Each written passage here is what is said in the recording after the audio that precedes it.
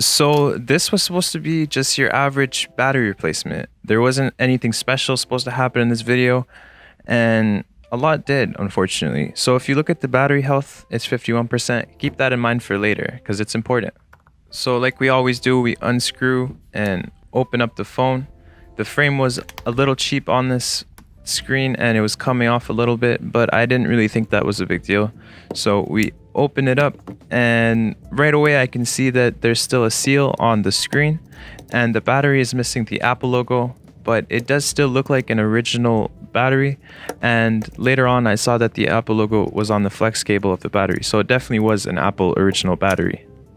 So I had to take off the seal because it kind of triggers me a little bit, I can't lie. So we took off the seal and then we start to remove the forbidden cheese like it's ramen noodles. We just pull that off and the battery didn't give us much trouble, came off fairly easily. Now we can just yank off the battery and we're ready to start installing the new battery.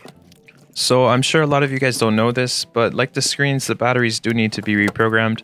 It basically transfers over the serial number and any other important data from one battery to the other, kind of tricking the phone into believing that the battery that it has on is still the same original battery it had on before.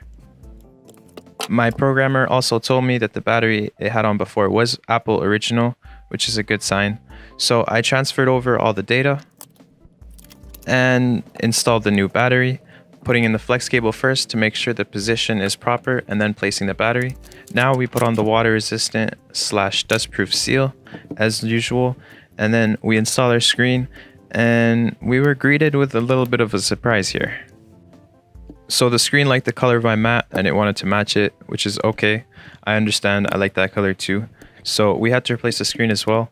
And I wondered why this happened, and it was probably because the actual frame of the screen was loose, as you guys can see, and the pry tool must have slipped under and broke the screen. So what we did was we actually replaced the screen with a better quality screen.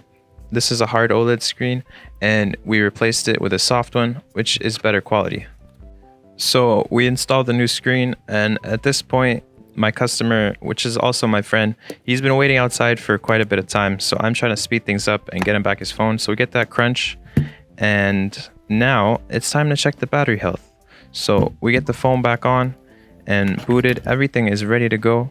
So we take a look at the battery health and it's at 51%. So this has never happened before. I've run into a lot of problems, but never 51%, never the battery health remaining the same. It'll either say service and not have the battery capacity showing, or it'll just say 100% because it should. It's a brand new battery.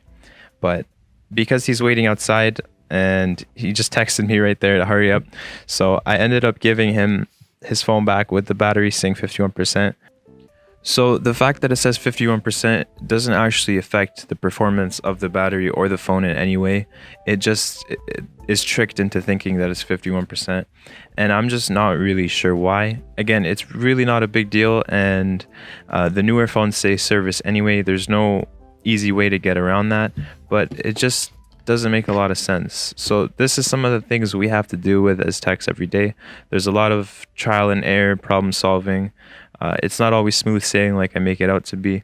But yeah, that is all for today, guys. Hope you guys enjoyed, and I'll see you in the next one.